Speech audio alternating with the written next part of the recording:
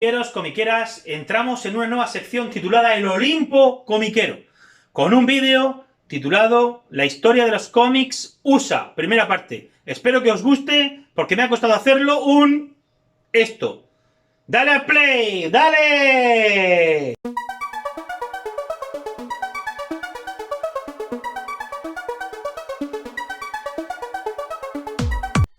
Nuestra historia empieza a finales del siglo XIX, cuando se publican las tiras de prensa en los periódicos como una manera de vender ejemplares.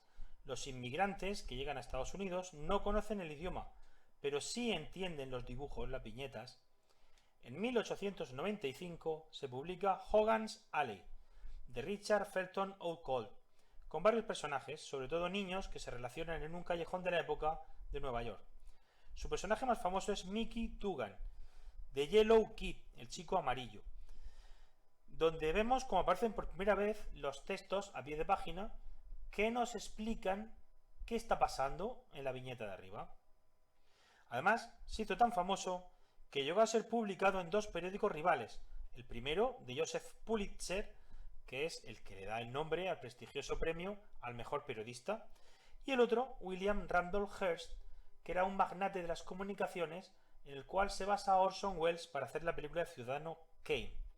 Además, es este chico, el chico amarillo, que como vemos lleva una casaca del mismo nombre, el que le da el nombre a la prensa amarilla o sensacionalista, ya que los periódicos en los que se publicaba hacían este tipo de prensa. Las tiras cómicas, o las tiras de prensa, podían ser diarias, daily strips, con 3-4 viñetas en blanco y negro, o dominicales, Sunday strips, con páginas completas a color. Entre las más conocidas de las Sunday strips de la época tenemos Little Nemo in Slumberland, de 1905, donde ya vemos una composición de página muy atrevida para la época. Empezamos con una viñeta única, luego una serie de viñetas que siguen un trazado lineal, luego las viñetas siguen con un tamaño ascendente y por último la última línea de viñetas el tamaño va descendiendo. Ya os digo, una composición de página distinta y atrevida. Estamos hablando de 1905.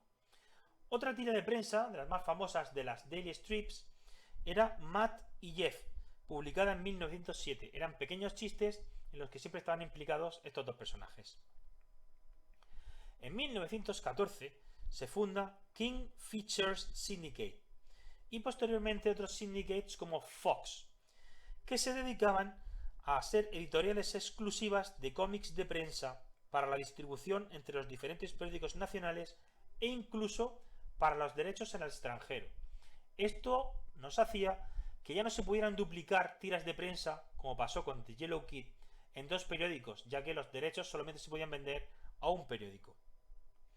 Como curiosidad, decir que en España se publica en 1917 la primera revista de historietas conocida como TVO, que da el nombre a los tebeos en España. Nosotros en España los cómics les llamamos tebeos por esta publicación. ¿Y cuál fue el origen? Pues en la segunda página lo explica. Buscaban un nombre y entre las letras del alfabeto se les destacaron tres, la T, la B y la O. Pues las pusieron juntas, les gustó el nombre y dijeron, bueno, pues con este nombre se queda.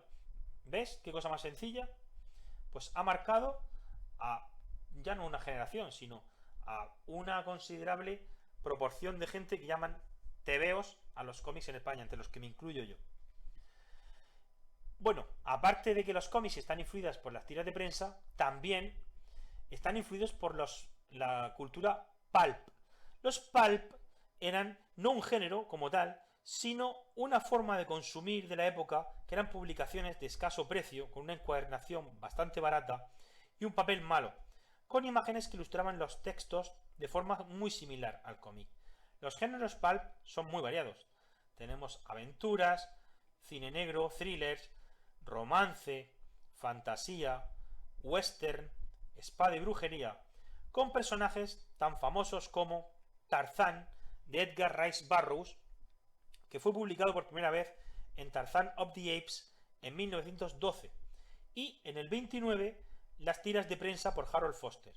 Son las aventuras de Lord Greystock, que es un aristócrata inglés que se tiene que adaptar a vivir en la jungla, adoptado por unos simios, después de que el barco en el que viaja con sus padres se produzca un motín y sus padres fallezcan. También tenemos a John Carter, de Marte, también de Edgar Rice Burroughs, publicado por primera vez en 1912 en A Princess of Mars. Es un terráqueo que es teletransportado al planeta Marte, donde se convierte en un señor guerrero e incluso se enamora de la princesa Deya Torres. Hay un personaje de DC, Adam Strange, que es literalmente calcado a esto. Bueno, seguimos. También tenemos a El Zorro, de Johnston Macaulay, publicado en la revista All Story Weekly en 1919. Don Diego de la Vega va defendiendo a distintas personas en la época mexicana. En 1913 se publica Fu Manchu, de Sax Rohmer, en The Insidious Dr. Fu Manchu. Es un villano que odia a la raza blanca y que se enfrenta permanentemente a Sir Neyland Smith y al Dr. Petrie, que intentan frustrar todos sus intentos de conquistar a Occidente. En 1928, Robert E. Howard publica en la revista Weird Tales Solomon Kane, que es un héroe puritano que lucha contra el mal en todas sus formas. En el 29, el mismo autor, Robert E. Howard, en la misma revista Weird Tales, publica dos personajes, Kull de Atlantis y el archiconocido Conan el Bárbaro, que vive historias de espada y brujería en la antigua época iboria. En 1930, Walter B. Gibson publica La Sombra en la revista Detective Story Magazine, donde tenemos al personaje Lamont Cranston, un millonario con doble o incluso triple identidad que tiene poderes mentales concedidos por un lama en el Tíbet. Entre los poderes tenemos la umbraquinesis, es decir, se funde con las sombras, la telepatía y la telequinesis. Telepatía, leer la mente, y telequinesis, mover objetos. Es un antecesor, por ejemplo, de Batman. Aparte de que sea millonario, tiene doble identidad y usa armas. Batman al principio también usaba armas. Y también incluso del Caballero Luna, por las distintas personalidades. Y por último vamos a destacar a Doc Savage, de Lester Kent, Henry Ralston y John Nanovic, publicado en 1933 en la revista The Doc Savage Magazine. Doc Savage es Clark Savage Jr., un hombre que se ha cultivado al máximo, que es experto en un montón de áreas y que ha cultivado su cuerpo hasta ser un atleta que domina la mayoría de artes marciales. Teniendo cuerpo y mente que le acompañan, va corriendo aventuras a lo largo del planeta, descubriendo misterios, luchando contra distintas tribus, y es un antecesor clarísimo de Indiana Jones. Bueno, solamente he nombrado unos pocos personajes de Pulp, pero hay muchos más. Ya llegamos al año 29. En este año ocurre la Gran Depresión, el crack del 29, ya que la bolsa americana cae por la burbuja especulativa que se había creado después de que los Estados Unidos se convirtieran en primera potencia mundial, arrebatándole el trono al Reino Unido después de la Primera Guerra Mundial. Ahí se ocasiona una caída de la economía mundial que lleva a Alemania a aceptar al nacionalsocialismo de Hitler, el partido nazi. Pero el público busca distracción, entretenimiento y diversión para evadirse de los problemas. El cómic, como hemos dicho, aparte del pulp, también son las tiras de prensa. Y entre los personajes más famosos de las tiras de prensa tenemos en 1929 a Buck Rogers, de Dick Chalkins, que es un personaje que por un gas radioactivo que lo deja en animación suspendida se despierta en el siglo XXV. Son historias de ciencia ficción, pero el antecedente de quedar en animación suspendida y despertar más tarde también lo tenemos en el Capitán América. En el mismo año también aparece Popeye, de Elsie Chrysler Seglar, que es un personaje, un marinero tuerto, que, bueno, corre aventuras junto a su novia Olivia y su enemigo Brutus. En 1931 se publica Dick Tracy, de Chester Gould, que es un detective que tiene que pillar a un montón de criminales, cada cual más pintoresco. En 1933 se publica Brick Bradford, de William Reed, que es un aventurero primero, pero que poco a poco va generando en un género de ciencia ficción. En el 34, que es un año prolífico con un montón de personajes importantes, tenemos primero a Flash Gordon, de Alex Raymond, un aventurero deportista que junto a su novia y el Dr. Zarkov aterrizan en el planeta Mongo, que está liderado por Ming el Despiadado, contra el cual tienen que luchar, tanto Dale Arden como Flash Gordon. También del mismo año es Jungle Jim, de Alex Raymond, que es parecido a Tarzán, pero es un cazador que vive aventuras en la jungla. Y una de las obras máximas de las tiras de prensa es Terry y los piratas, de Milton Caniff. Son aventuras en estado puro de una serie de amigos que incluso llegan a alistarse en el ejército americano o en la resistencia antinazi en la Segunda Guerra Mundial. El hombre enmascarado aparece por primera vez en el año 36, de Lee Falk, también conocido como el hombre que no muere. Su origen es que unos piratas matan a su familia y él decide luchar contra ellos. Crea la leyenda de que es inmortal, pero no es cierto. Lo que pasa es que va cediendo su manto a sus hijos, nietos, bisnietos, tataranietos. Siempre hay un hombre enmascarado, pero es un legado que se continúa. Lucha contra el mal con 2 pistolas y 2 anillos, uno que tiene una calavera con el que marca a sus enemigos y el otro con un símbolo de la paz para detectar al amigo. En el 37 se publica Príncipe Valiente, de Harold Foster. Valiente es el príncipe del reino de Thule, que viaja a Camelot y corre aventuras junto con el rey Arturo, Lancelot o Sir Gawain. En el 39, Lee Falk crea Mandrake el Mago, que es un mago que lucha contra el crimen con la ayuda de su criado Lotario.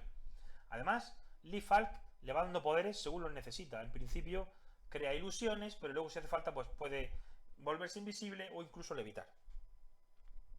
En el 40, Will Eisner crea The Spirit, otra de las obras maestras de las tiras de prensa.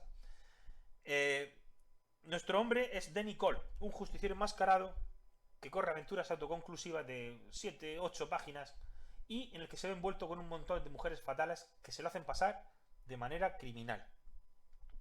En el 44 aparece Johnny Hazard, de Frank Robbins, que es un aviador aventurero con aventuras después de la Segunda Guerra Mundial en los lugares más exóticos que os podéis imaginar. En el 46, Alex Raymond nos trae a Rip Kirby, que es un detective que en su tira de prensa, aparte de correr aventuras detectivescas, también tiene distintas relaciones con varias mujeres, dándole un tinte de melodrama a la tira. Y en el 47, Steve Canyon, de Milton Caniff, que es un aventurero con un corte bélico, incluso llega a alistarse en el ejército americano en la guerra de Corea. También tenemos tiras cómicas. En el 50, Peanuts, de Charles Schulz, aquí conocido como Snoopy y Carlitos, donde estos niños corren un montón de aventuras sin mayores, ya que los mayores, si recordáis, no se entendían a lo que decían. Se oía... Mafalda, en el 64, de Kino, una niña con conciencia social, siempre preocupada por la humanidad, la paz mundial y el medio ambiente. Además, odia la sopa. En el 78, Garfield, de Jim Davis, es un gato gordito, muy sarcástico, que le encanta la lasaña y que le encanta chinchar al perro Odie y a su dueño John. Y ya más moderno tenemos Calvin y Hobbes, de Bill Watterson, publicado en el 85, con Calvin, un niño de 6 años, que corre aventuras imaginarias con su tigre de peluche, Hobbes. Bueno, tenemos las historias pulp, tenemos las tiras de prensa, y juntas son la influencia para que aparezca el cómic. Y aquí tenemos el primer cómic jamás publicado, en 1933, Fanny's on Parade. Son recopilaciones de distintas tiras de prensa. Entre las distintas editoriales que empiezan a publicar cómics sobre los años 30, tenemos Dell Comics, del 29 al 73, que publica personajes de Walt Disney, de la Warner Bros., películas, adaptación de películas de la Metro-Goldwyn-Mayer o personajes de Walter Lantz Studios, con autores como Carl Banks o Walt Kelly. Otra editorial es National Allied Publishing, del 34 al 37, fundada por Malcolm Wheeler Nicholson, antiguo militar y escritor pulp que en febrero del 35 publica el primer cómic con contenido nuevo, New Fun. Posteriormente, en noviembre del 36, publican More Fun Comics, que es la misma colección anterior, pero que le han cambiado el nombre, número 15, donde aparece el Doctor Oculto, que es el primer superhéroe, es un detective místico y está creado por Jerry Siegel y Joe Shuster, que si os suenan es porque es los creadores de Superman. Y tenemos otra editorial, Detective Comics Inc., que es la evolución de National Allied. Va del 37 al 46, publicando en marzo del 37 el primer número de Detective Comics, con personajes como el detective Slam Bradley, también de Siegel y Shuster. En junio del 38 aparece por fin Action Comics 1, con Superman, que ya como veis tiene un aspecto ligeramente distinto, el símbolo es distinto, los poderes son más flojos y ni siquiera puede volar, da saltos gigantescos. Pero en mayo del 39 aparece Detective Comics 27 con el Batman de Bob Kane, también ligeramente distinto tanto en el traje como en la actitud e incluso lleva armas, como hemos dicho antes. Otra editorial de la época es All American Publications, del 38 al 46, que publican personajes como Wonder Woman de William Moulton Marston en el Comic Sensation Comics, Green Lantern, el All American Comics, o Flash en Flash Comics. Además, hacen una técnica hasta ahora nunca vista, y es que juntan a los distintos héroes que tienen en la editorial y los unen en una colección llamada All Star Comics, en un grupo llamado Justice Society of America, la Sociedad de la Justicia de América. Otra editorial es Quality Comics, que va del 37 al 56, con personajes como Black Hawk, que es un aviador, son cómics de tinte bélico. También tenemos a Plastic Man de Jack Cole, que es como Mr. Fantástico, tiene poderes elásticos. Y The Spirit, que ya lo conocemos, que es de Will Eisner. O los Freedom Fighters, los luchadores de la libertad, que luchan en una tierra donde el nazismo ha ganado. Esta editorial es absorbida parcialmente por DC Comics. Y hasta aquí vamos a llegar en nuestro primer vídeo. Comiqueras, hemos terminado el primer vídeo donde repasamos las historias de los cómics americanos. Ha sido muy denso, pero la verdad es que el saber no ocupa lugar. Además, es una lección de historia, o sea que todos ganamos. Ya sabéis, tenéis que estar suscritos. Si os ha gustado mucho, y si no también, pues le des al like. Y si queréis estar al tanto de los siguientes vídeos, sobre todo la segunda parte de este y más, dale a la campanita.